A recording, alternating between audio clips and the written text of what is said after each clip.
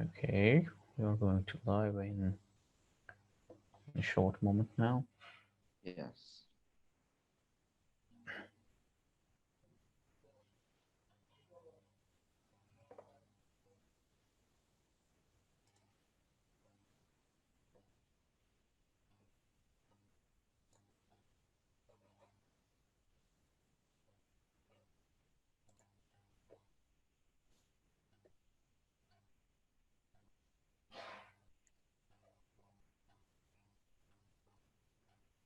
Yes, we are live. Okay, great. 24 Brilliant. people already watching. Okay, if you excuse me, I will just give a quick introduction in my own language. Of course, go ahead, yes. Okay, salam dostlar. Bugün Neil Watson'la görüşümüz olacağını demişdik və artıq görüş başlayıb.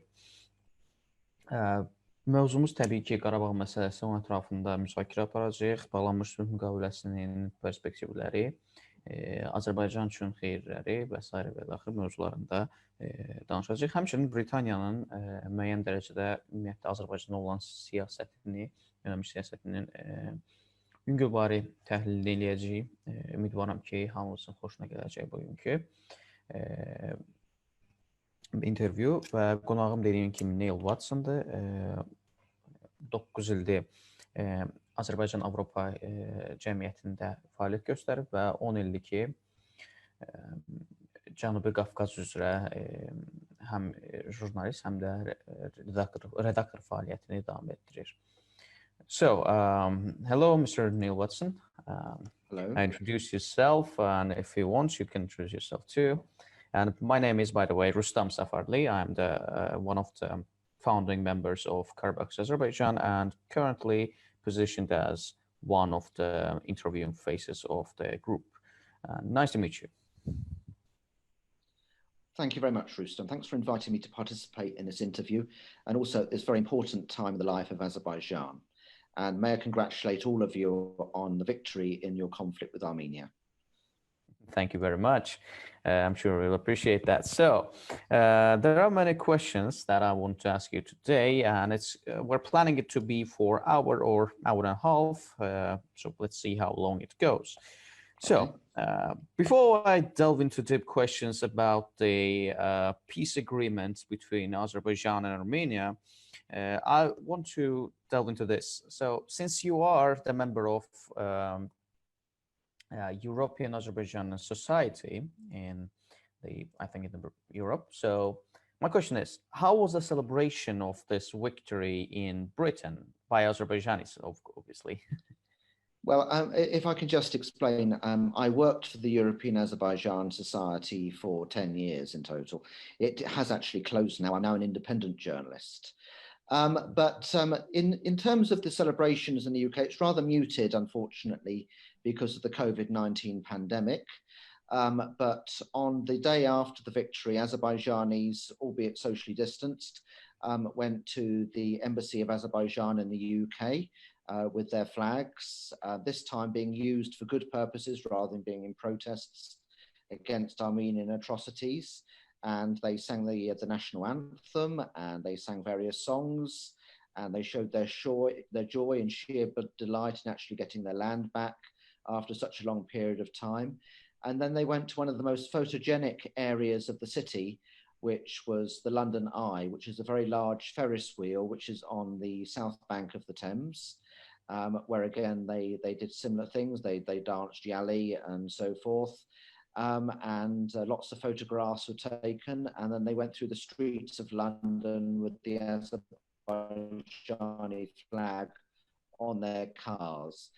But as I say, because of the COVID-19 pandemic, the fact that UK is in a semi-lockdown situation meant the majority of celebrations have taken place either behind closed doors or virtually online. So my hope is that one of the first things that when we actually come out of this horrible situation is that Azerbaijanis and those who support them and support human rights will have the opportunity to actually celebrate this victory properly.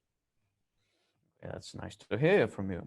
So, so my next question is, how good are you familiar with the conflict, the history of conflict from 90s to today? And some people consider the start of the conflict not even in the 90s, but in early 20th century. So how is your stance in this? What do you think? When was the amplification of the entire conflict?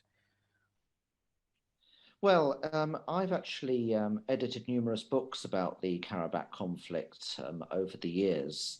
And in fact, it could be actually argued that the movement of Armenians to particular areas of Azerbaijani territory began under Peter the Great in the 18th century. But it's no doubt that the majority of the movement of Armenians actually occurred under Stalin's rule. And it was very much his policy of divide and rule. He really wanted to break up the Turkic peoples.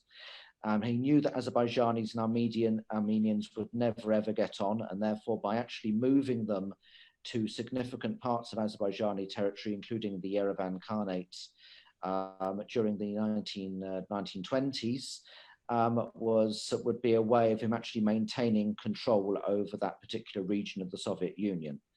So, but of course, things really erupted towards the very end of the Soviet Union in 1988, when the separatist movement appeared in Armenia, and backed by the dying embers of the Soviet Red Army, and then, of course, the very early Russian Federation Army, they were actually able, and they were supported in their attempt to actually occupy Nagorno-Karabakh, which had been jointly occupied by Azerbaijanis and Armenians as an oblast within Azerbaijan SSR. And then they were also able to take 7 regions which had been predominantly Azerbaijani, in fact, almost exclusively Azerbaijani, as kind of buffer states around that.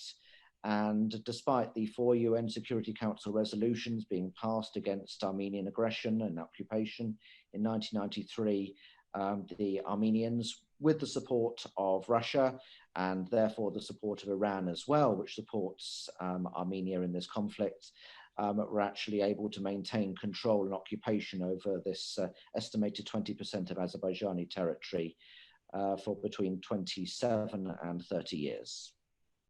Okay, since you touched this topic about UN resolutions, there were many questions throughout the Azerbaijani community and some of the other people around the world. So why didn't UN resolutions exactly being enforced? Was enforced right now, Azerbaijan did it. But what was the reason? Why wasn't enough pressure on Armenia?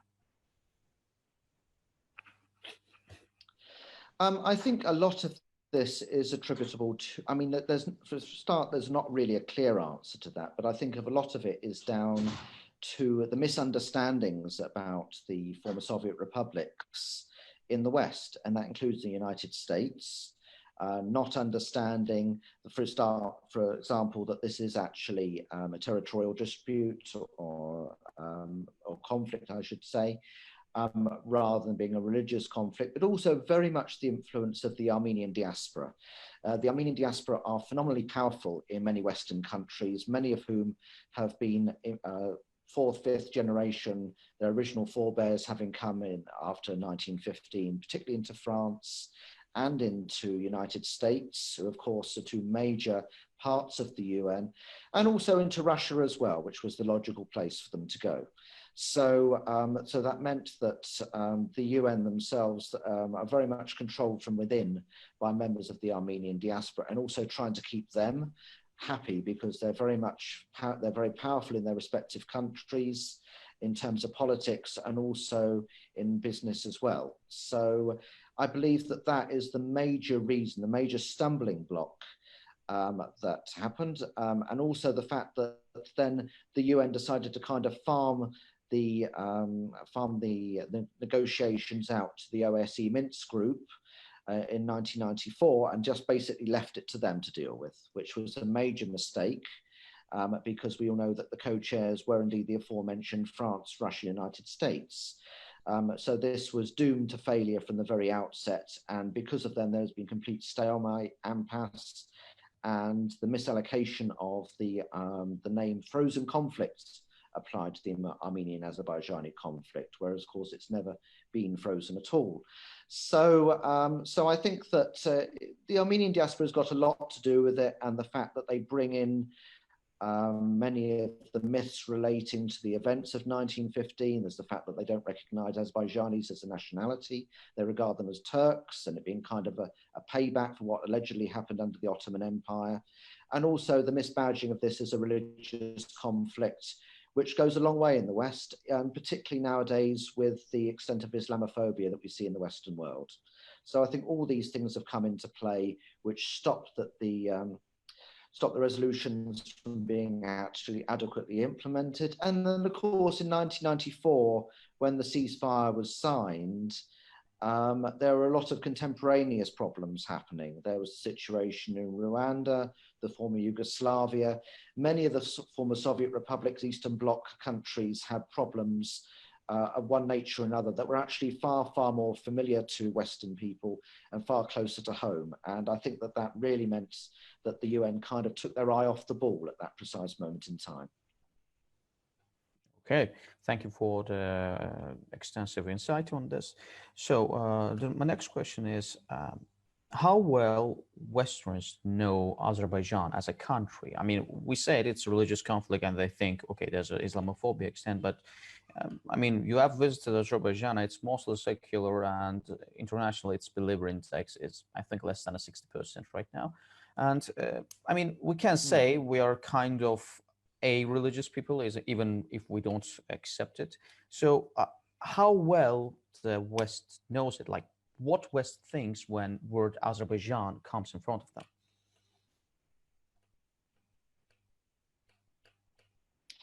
This is the major problem, is the fact that the West, and despite all my efforts and the efforts of my former colleagues, the West doesn't really know Azerbaijan adequately enough. I think that Azerbaijan, because it had a struggle during the early years of independence, particularly before the oil boom, it meant that it did not do very well at actually putting its mark on the map, as it were. It didn't become particularly open to the West. For a long time, it was very, very difficult to actually travel there without a significantly expensive sponsored visa. And it was really only after 1994 and the contract of the century when Azerbaijan began to get its oil wealth. But even then, Westerners didn't necessarily go out there because, and then of course there's the fact that there's been various issues, I think very much amplified, but nonetheless issues of corruption, alleged human rights violations and things like this, which have been reported extensively in the West, which have not helped the country in actually creating a positive image of itself. So I think all that has come into play with actually stopping the country from being understood properly in the West. But then there's also the fact that it was not a place that people went there for holidays or for leisure pursuits until very, very recently. Since the attempts to diversify the economy after the economy faltered in 2015, 2016, it's become very much easier to get the visa to actually travel to Azerbaijan. But until that point, it was quite difficult to get out there, unlike neighboring Turkey, which made itself very open to the tourism industry. So I think that also stopped people from experiencing it from themselves. I think that one of the things that's helped put it on the map has been very, very much the high level sporting and international events that have been hosted in Baku, particularly the Formula One part of the city, the Shahar, but also it's been various things like the Eurovision, the European Games and so forth, which in their own way have actually helped people to understand a little bit more about Azerbaijan. But I think it's this lack of knowledge about what Azerbaijan is in terms of the beauties of its city, but also of its people as well, their hospitality, as you say, their tolerance for many different nationalities, and certainly their secularism, particularly in Baku, I would say. But that is something that's not widely known in the West. For example, it's not known by many Westerners that Azerbaijan was actually gave the vote to women, to all women over the age of 18 in advance of the UK and United States. And it's something that comes as a tremendous surprise when I speak to people about Azerbaijan for the first time, that they realize how progressive the country always has been in certain areas, and something that one would have not expected from a country from Islamic heritage. Yes. Thank you again for the answer. So my next question will be about the recent capitulation or agreement, let's say, the signed between Azerbaijan, Armenia, and Russia. So I'm sure you're familiar with the inside of this document. And what are your thoughts on this? Like, who is the greatest winner? Who is the winner? Who is the loser in the sides? And of course, one more addition, what do you think the involvement of Turkey would be in this? Sure.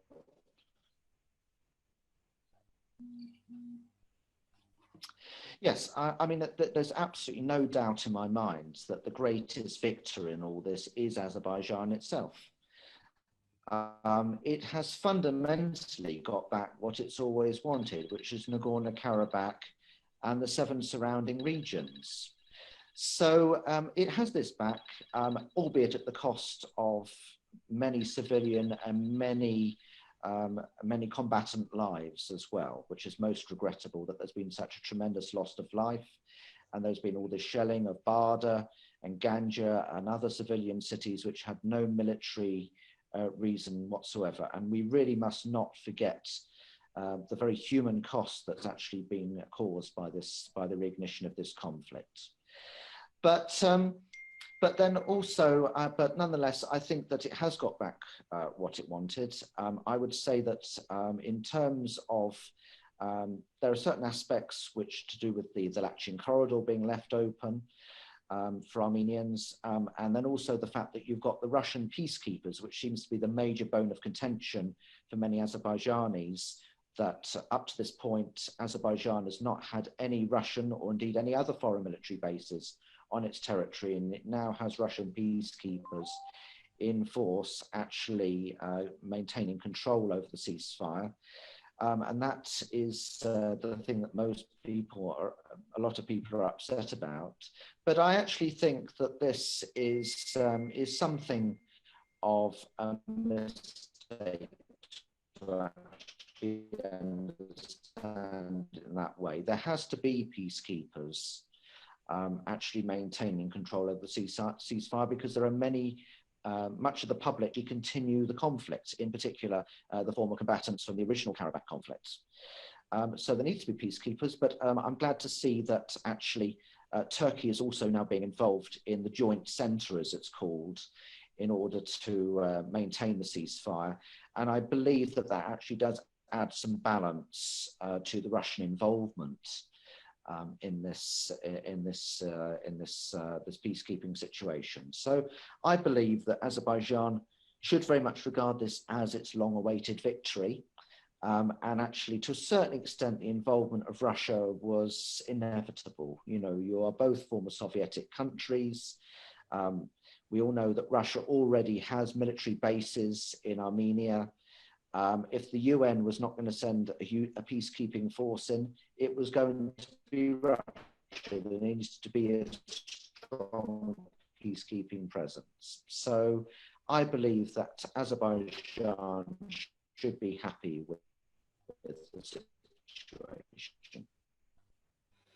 Okay, thank you. But here's another thing. I mean, you being a journalist and corresponding for the South Caucasus, you know about the activities of Russian peacekeepers in Georgia particularly. So there are serious concerns about repeat of the similar events in the Karabakh. So my question is, will Azerbaijan will be able to how do I say this, end the mission of peacekeeping in given first term in 5 years, let's say? Would it be possible? It's also, let's take into account that Azerbaijan previously 2 times were able to remove a Russian presence from the country, one in 1993 and in 2008, which were a little bit presented as the end of contract, but we really know what happened. Yes. So.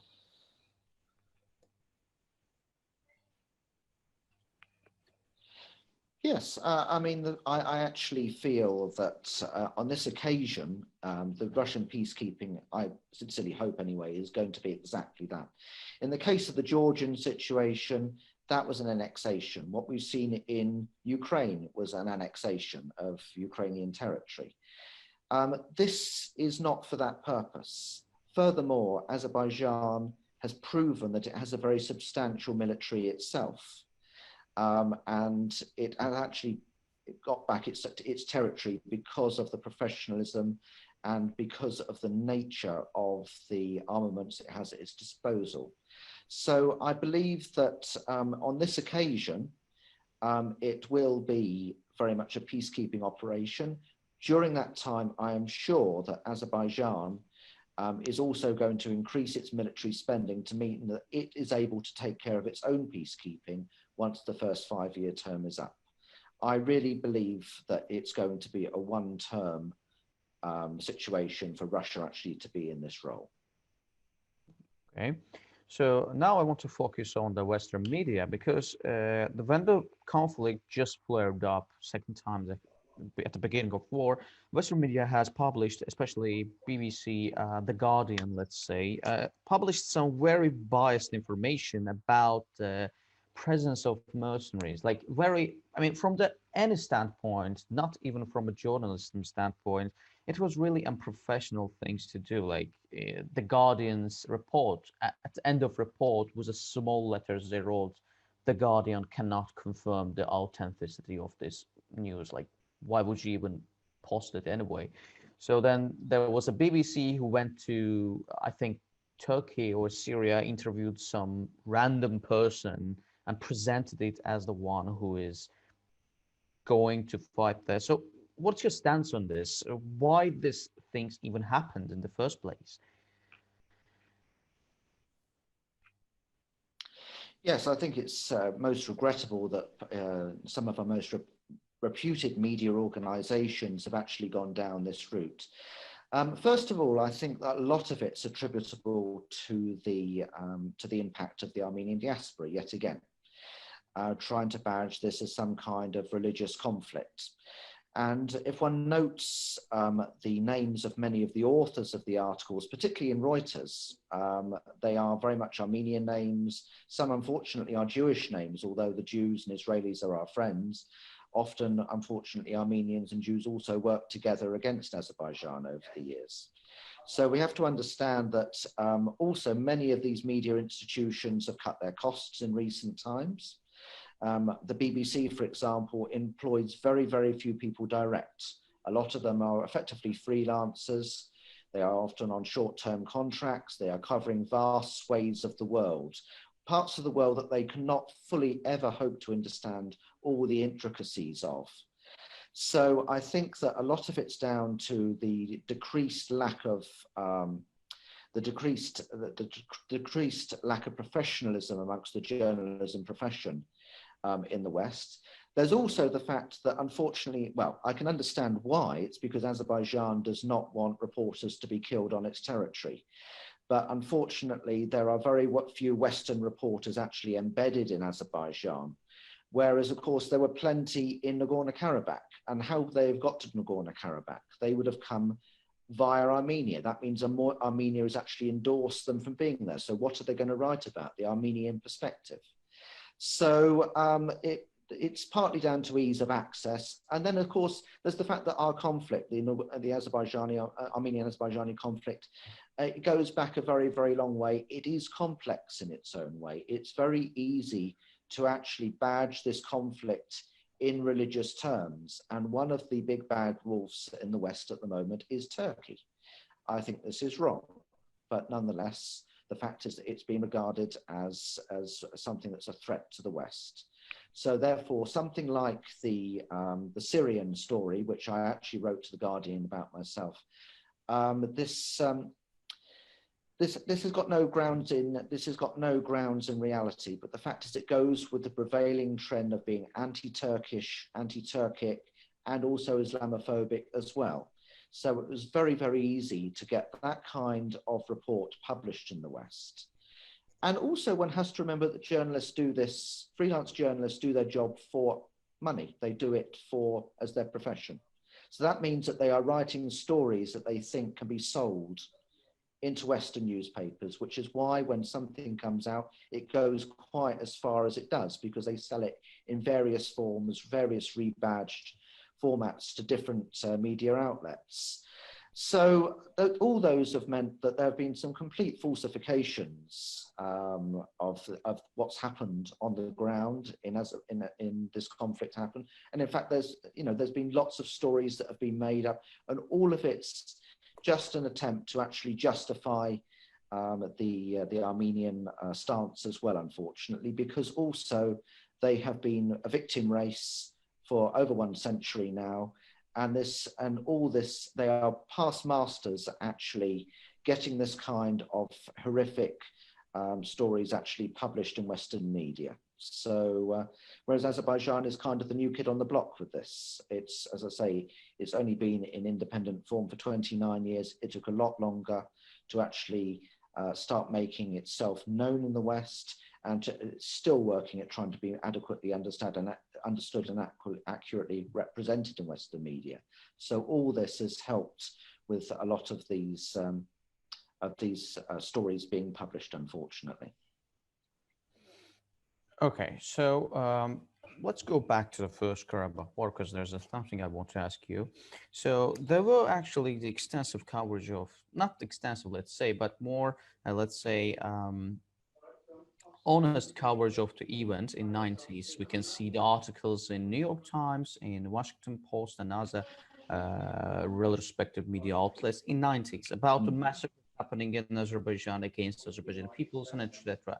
And then I believe there is a person named Thomas Goltz, if I'm not mistaken, who wrote the annuals of his about, I'm sorry, there's a sound coming behind you in the background.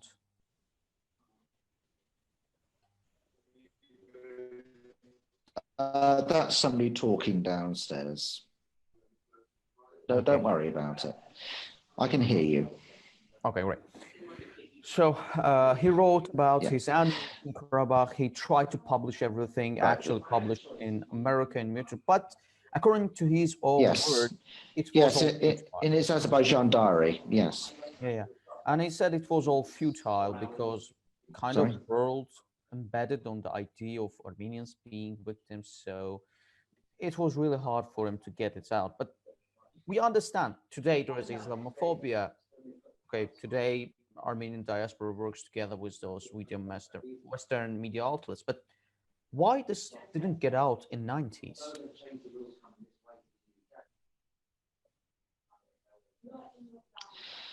Well, the fact is that you say about the media outlets that actually published a lot of the testimonies about and reports about the Khojaly genocide. It's true that they were published, but it still was not as widely reported as one would have hoped at the time, unfortunately. These were very, very small snippets that went into the Western media. And if you have to remember that at the time, the whole of the former Soviet Union was collapsing. The whole of Yugoslavia was collapsing at the same time. So there was a lot of competition for coverage related to the fall of the Soviet Union and the various disputes and conflicts that erupted because of this. So, so I think that, yes, there was some coverage, but it wasn't that widespread. And in fact, in my view, as I said at the very outset, I think that if there had been better coverage, the original Karabakh conflict and greater international pressure placed upon Armenia as a result to actually comply with the UN Security Council resolutions, we would not have an occupation that lasted for 27 years. And we wouldn't have needed to have the reignition of the conflict that we've seen during the last few months. So, so that's my view on the matter. So basically, we caught on the wrong moment in time. Okay. I'm afraid so. That's never a good moment in time, but you were not, unfortunately, the only country that was afflicted with problems at that precise moment. Yes, I understand. Okay, so let's go back to, again, the modern times, again, to the peace agreement. So my question will be, what impacts of the long-term impacts of the solution of Karabakh conflict will have on both Azerbaijanis on a national level and Armenians on a national level? Will the Armenian ultranationalism will be like toned down, or will it be amplified and used against other countries, let's say? And what will happen to Azerbaijanis on a national level?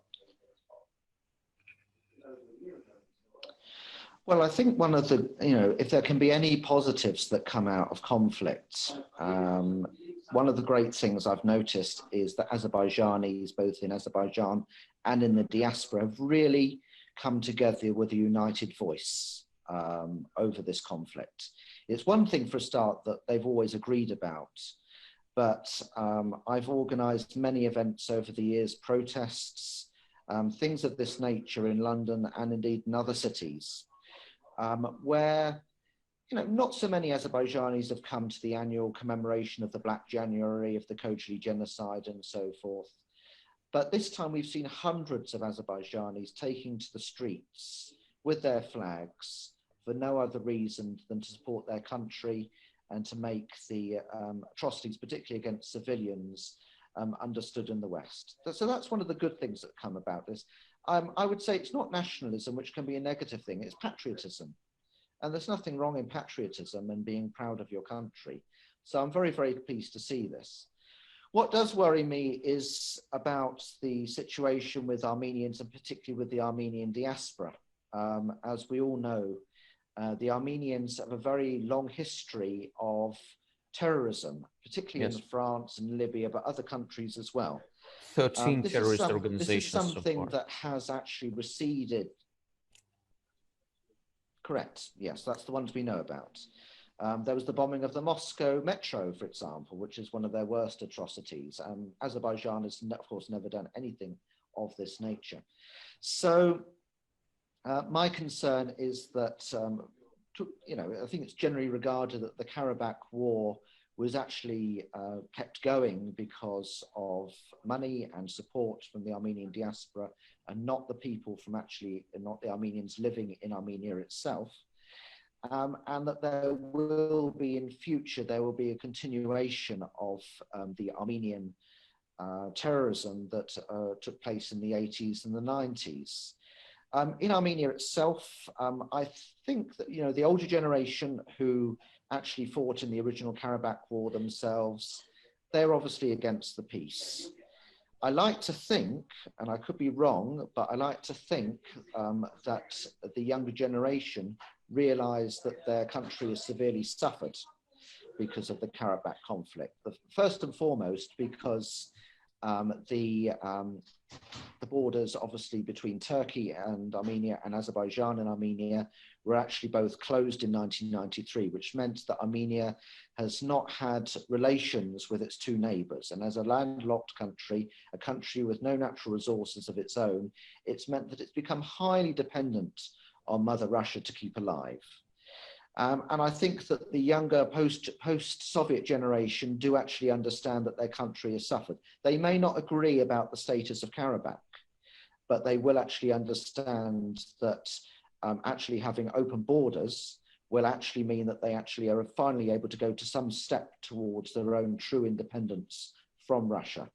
So I think that over time, I think Armenian nationalism actually within the country will recede as literally the older generation dies off, because we're getting to the point where many of the combatants are in their 60s, they're in their 70s. Unfortunately, life expectancy is still quite low in that part of the world. So, and the younger generation will gradually take over, and they will realize that they've got more to gain than lose from actually having resolution of this conflict. Furthermore, there's the fact that Azerbaijan has always said that once the situation is resolved, Armenia can actually benefit from many of the energy resources that it has. And that can only be good for the country. First of all, if it has future pipelines, obviously we're not going to divert any that already exist. But if any future pipelines are built, there's a high chance they will go across Armenian territory. And Armenians will actually benefit from the rental of that land, but also having these resources brought to their doorsteps. So So I think that over time, Armenian nationalism will recede in the country. What will happen with the diaspora, who seem to be much more hardcore, I wouldn't like to say. All I would say is I think that Azerbaijanis, I'm afraid, will have to be on their guard in particular parts of the world, particularly in California, for example, for a very, very long time. Okay, thank you very much. So before I jump into the comments to read the questions, I want to ask one last topic I want to cover, and it's the British politics, the UK itself. So a lot of people regard UK as a hidden ally. Mm-hmm. Yes. Because of its involvement in the rejection of the recent UN resolution that was kind of anti-Azerbaijani. So UK stepped in as a Security Council member and put a veto on it. So what is your stance on this? How do you think British politics works? Are they neutral, or, I mean, some people say being neutral is being on Azerbaijan's side anyway. So what is the stance of the UK? Yes, the stance of the UK, I think, is a mixture between neutral and pro-Azerbaijani. I do think that British politicians could have been more outspoken in their support for Azerbaijan in this conflict. You know, we have many human rights groups, so we call them all-party parliamentary groups in the UK Parliament. And if there's been significant human rights violations with the bombing of civilian cities during this conflict that should have inflamed them, and it didn't. But we have a very strong all-party parliamentary group for Azerbaijan, which is led by the Conservative MP Bob Blackman, and he's appeared on numerous webinars, British media, Azerbaijani media, Turkish media, expressing his support for Azerbaijan, the UK support for Azerbaijan, and also condemning many of the atrocities that have occurred because of Armenian aggression in no uncertain terms. So I would classify the UK approach as being either neutral or pro-Azerbaijani, but there's a lot of work to do. The fact is that there are still a lot of British MPs who know little or nothing about the conflict. I wrote to my MP, who was a Labour MP, who was very much human rights oriented, and I complained about what happened, and he called it a conflict in Armenia. And this is despite the fact that I had a face-to-face meeting with him maybe 7 or 8 years ago, where I absolutely explained the minutiae of this conflict, and at that point the plight of the estimated 1 million IDPs and refugees from Azerbaijan. So I think there's a lot of misunderstanding about the conflict, and also we don't have a significant pro-Armenian diaspora in the UK, but we do have an Armenia all-party parliamentary group, and one of the most visible spokespersons for the Armenian perspective is the infamous Baroness Cox, who is very much a Christian fundamentalist and to a certain extent a white supremacist. And she actually has gone to great pains over the last 30 years to actually try and badge this as some kind of religious dispute. So I would say on the whole, UK is pretty pro-Azerbaijan. It understands the problem. Also, there's the fact that the UK is the largest contributor of foreign FDI into the country because of the work of BP and other hydrocarbons organizations. So there's a significant business interest in Azerbaijan as well. And all that's gone hand in hand to actually, I would say, actually help the understanding of Azerbaijan in the UK Parliament. But there's a lot of work to do, and there will still be a lot of work to do, even though we've got the peace now. Okay, so now I want to get to the questions. Thank you very much for our interview. Like, my questions ended here. So here's another question that one of our viewers asked, Nurcan Taşdemirova. What do you think about war compensation, which Armenia should give us because of the damage? So actually this was stated by our president, Ilham Aliyev, as well, that the international experts will be invited to a country to calculate the damage, and the lawsuits will be formed in European court and other places. So how do you think, will this happen? And if it happens, will Armenia comply with the court decisions, or will it be just like the UN resolutions and have no power?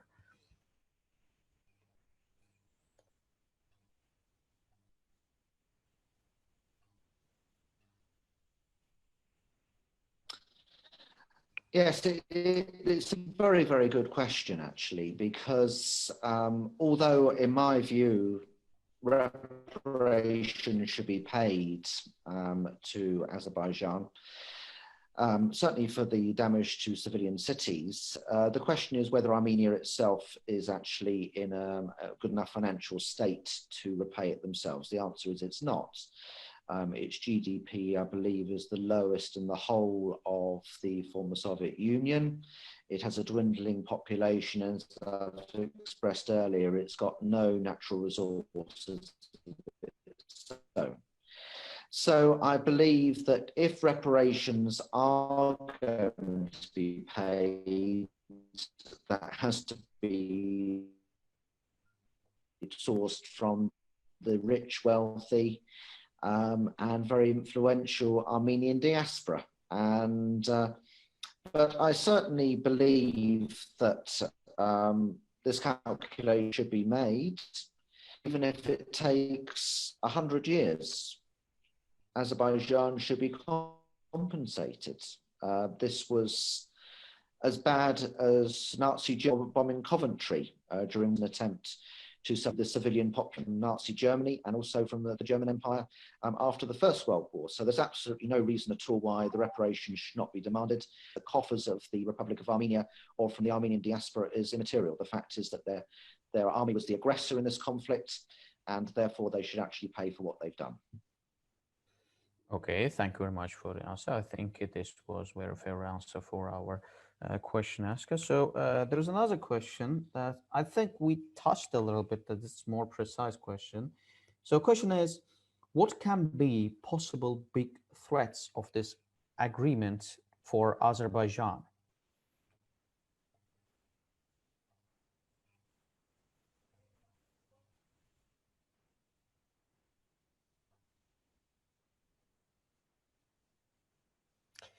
Well, so it seems like we have a little bit technical problems. This happens in this type of webinars, so we will connect.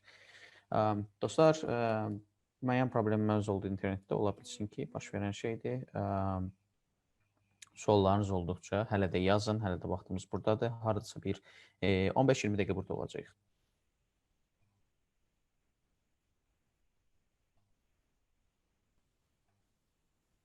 Lost you. Hello? Yes, you're here. It's not a problem. Did you hear my last question? Sorry about that. I don't know what happened there. No, I didn't. Could you go again, please? Okay. So there's a question which we kind of touched, but it's more on the on-point question.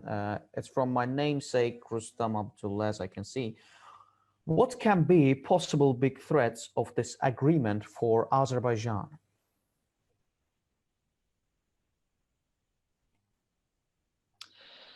Big threats from the agreement. I mean, it all comes down to the nature of the Russian peacekeepers and to what extent that puts Azerbaijan under the thumb of Russia again. It's, say, my view, I think that Russia is going to tread on broken glass or tread on eggshells here and be extremely careful about the way that it actually plays this, because it knows the way that it's actually been viewed before. But the fact is that over the last 29 years, Azerbaijan is of all the former Soviet states, and really down to the fact that you have a very significant economy. In fact, at one point, it was actually accounting for the majority of the GDP of the South Caucasus. Means that Azerbaijan has been actually enfranchised to have a very independent foreign policy, more so than any other former Soviet country. And you've looked towards the UK and to the United States very much more for direction than to Russia itself and the Russophone world. So the risk is that with Russian troops on Azerbaijani territory, that means that Russia is going to get greater influence in the politics, in the business of Azerbaijan. It's a risk, Sure, I agree it's a risk, but I think that it's not going to be realized. I think it's a very pessimistic outlook to think that they're going to try and capitalize upon this to try and get Azerbaijan back under the Russian umbrella again. So I think that that is the main risk that comes from this. Other than that, Azerbaijan has got all to gain here. You know, it's in terms of its economy, it's going to be enriched because it no longer has to accommodate the estimated 1 million internally displaced persons within its country. It does not theoretically need to actually spend so much on its armed forces in the future because it's not got this constant threat of war hanging over its head. So I think that the benefits far outweigh the risks. Okay, thank you very much. But a little bit off topic of my personal interest, since you were the journalist of those Caucasus, what will happen, do you think, in Georgia? Will the Georgia try to reclaim its land as well, or do you think we won't see such events in next, let's say, 10 years?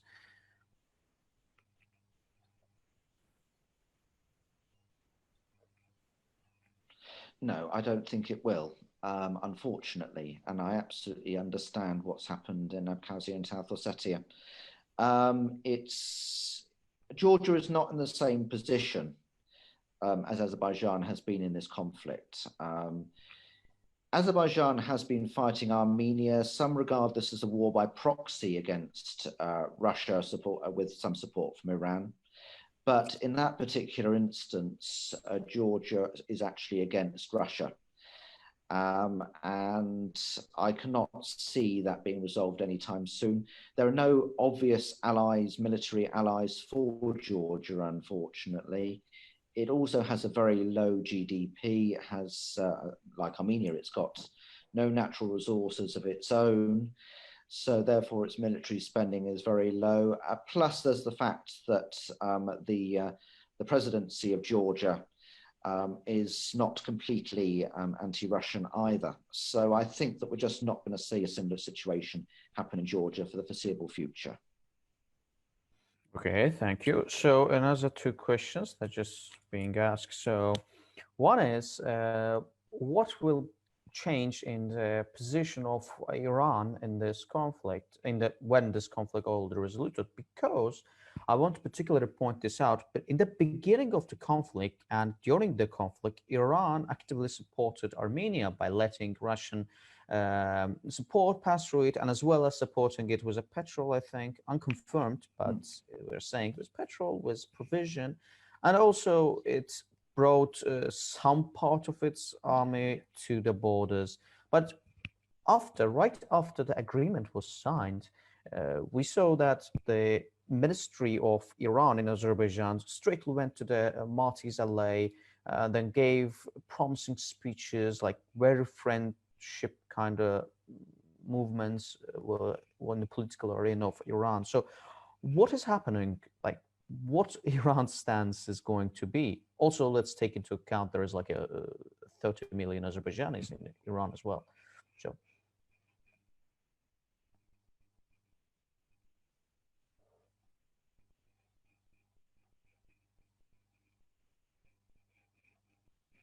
I know, yes.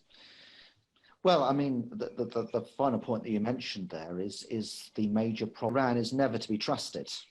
And it's proven that many, many times over the last 41 years since the Islamic Republic was proclaimed. But the major issue is the fact that we have somewhere between 20 and 35 million ethnic Azerbaijanis living in what we call South Azerbaijan. And there's a very, very popular South Azerbaijani separatist movement who actually want to, first of all, break away from Iran. And they've been very much suppressed over the years. Their language, their culture, and so forth has been suppressed by the Iranian authorities over the years. And they want to break away from the Islamic Republic of Iran, have a separate country, and then eventually unite with the Republic of Azerbaijan. So that is the major issue, is where it actually leaves them. That is the reason why that they have supported Armenia over the last 30 years, is because they're both collectively against Azerbaijan. I can understand why they're saying this now. It's because they realize that supporting Armenia is not going to get them anywhere. But I wouldn't trust them for a millisecond. The fact is that I've heard so many testimonies of what the Iranian authorities have done to Azerbaijani activists over the years. More recently, I've actually seen the Iranian authorities breaking up pro-Azerbaijan rallies in Tabriz and other cities. So I wouldn't trust them for a minute, but the fact is that they are saying this solely because they know that supporting Armenia does not help their perspective anymore. There is always going to be, and despite what the authorities may say, there is always going to be an animosity between Iran and Azerbaijan because of the South Azerbaijani separatist movement, but also because of Azerbaijan's very good relationship with the Jewish community. Actually, I believe you've got 3 Jewish communities in Azerbaijan, most notably the Mountain Jews who've been protected for thousands of years. And also the very good relations with Israel. And of course, Israel and Turkey have been 2 of the main providers for armaments during the Second Karabakh conflict. So I would not trust Iran, I'm afraid, and they are just adopting a policy of realpolitik that we've seen by many countries over the years. They are not going to change. And the only thing that is ever going to actually alter the situation is when a new regime comes into Iran, and the South Azerbaijanis either have a higher degree of autonomy within Iran or are actually able to get their main objective, which is to unite with their brethren in the Republic of Azerbaijan. Okay, thank you. Then there's another question about the NATO. So Turkey is involved in this. Do you think NATO also have its interest in the region and it's using actually Turkey to achieve its interests, or it's Turkey using NATO to achieve? What's going on? Like, what's the NATO's interest in the conflict?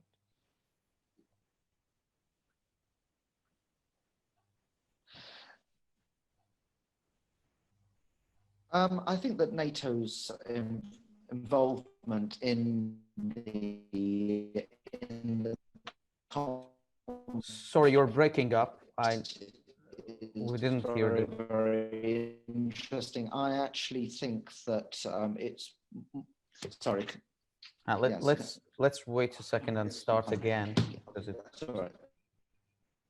I'm just talking to my colleague for a second. Yeah. So, so with regard to NATO, can you hear me now? Yes. Yes. It's clear.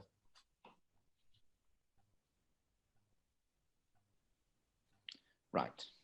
Yes. Can you hear me now? It's breaking again. Maybe it would help if you turn off your camera for moment's sake. Shall we close it down and start over again?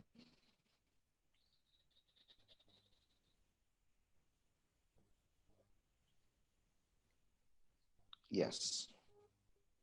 Okay. Let's go again. Let's try then. Right. So with regard to NATO, I think that it obviously regards the area of strategic significance. But the fact is that NATO, in my understanding, is very much on the whole mouthpiece for the United States. And it's involved that to a certain extent. I'm really sorry. It seems like NATO is Still, NATO is like blocking our connection right now because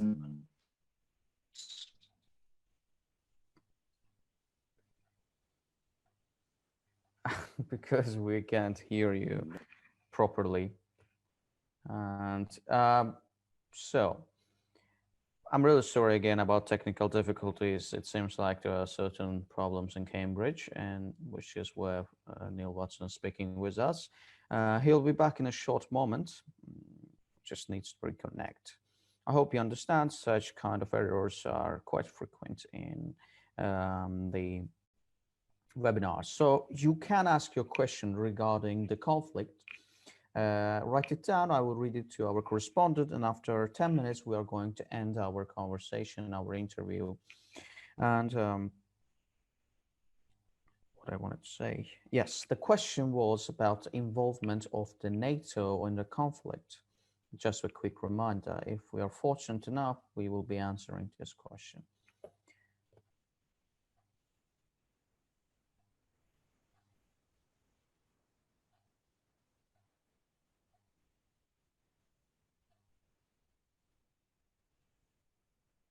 Hello? Hello? Hello. Sorry about that. I don't know if it was your end or my end, but it broke down again there. Okay, so yes, so we're talking about NATO, weren't we? Yes, the involvement of NATO. Please begin. I'll start again. So NATO has actually said it's got no direct involvement with the Nagorno-Karabakh conflict, and I think the problem with it is the fact that NATO is very much an American mouthpiece, and United States, apart from being one of the co-chairs of the OSCE Minsk group, has had very little to do with this conflict. It's too far out of its sphere of involvement to actually be of particular interest to it. So I think that actually Turkey itself is actually using NATO to some extent, and Turkey's just got far greater interest, involvement in the region and in the resolution of the conflict than NATO has. Okay, that's a great answer. So, as far as you can see, we come to the end of the questions. Well,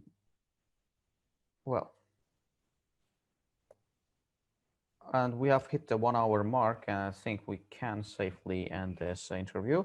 Thank you very much, Neil Watson, for joining us today. And if you have any questions to me and to the how do I say this, the work of our community, the Karabakh Azerbaijan, you can ask me directly or generally about Azerbaijan.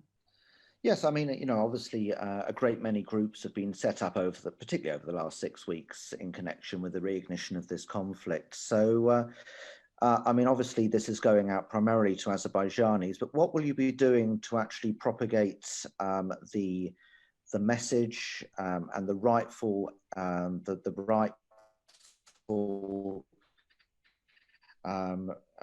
regaining of Nagorno-Karabakh and the 7 regions to the wider world? Will you be taking this message out to the West? Obviously, it's one of our planning, and where a distinction between different groups, the others and us, is we have been created in the early July events, not in this current war. So our primary goal back then was to get the realities of Azerbaijan and Karabakh out to the world. Yes. So our goal stays intact. We're still going to try to bring the attention of the world to the Karabakh, to Azerbaijan, to the, like now, not the conflict, but general Azerbaijan, to bring together Azerbaijanis, to let's not lose this momentum we have gained in this conflict. As you said, you saw people coming together for commemorate like never before. So we want to keep that intact. So our mission stays same, to educate both our society and the West and the rest of the world as well, to get the realities out there, to diminish the power of Armenian diaspora. We know of their works and ultimately bring the good word of Azerbaijan to the world, and obviously to achieve long-term peace. in Caucasus. Absolutely. That's our primary goal. Well, wonderful. Well, I wish you success in that endeavour. And it's long overdue that we have an organisation such as yours. So good luck for the future. We hope to achieve so this. Thank you very much indeed for your time today. Thank you very much indeed for your questioning. It's a pleasure for me to participate in this. And once again, I congratulate Azerbaijan on its victory. Thank you very much, Neil Watson. And we came to the end. If you let me, I'll just finish it in my own language. Right. Please go ahead. Çox sağ olun hər kəsə baxdığınız üçün.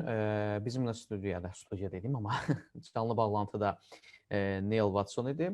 Neil Vatson Azərbaycan Avropa Cəmiyyətinin 10 ildən artıq üzvü və Cənubi Qafqaz üzrə 10 ildən artıq jurnalist və redaktor fəaliyyətini davam etdirən bir şəxsdir. İntervyunu götürən isə mən Rüstəm Səfərli, Qarabağ Azərbaycan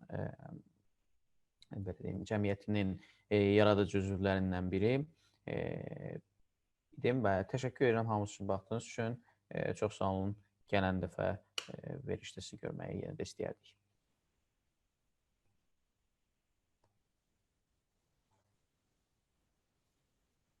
Okay, there's a little bit delay in the live feed, so I'm just going to wait for a couple of minutes so it properly ends.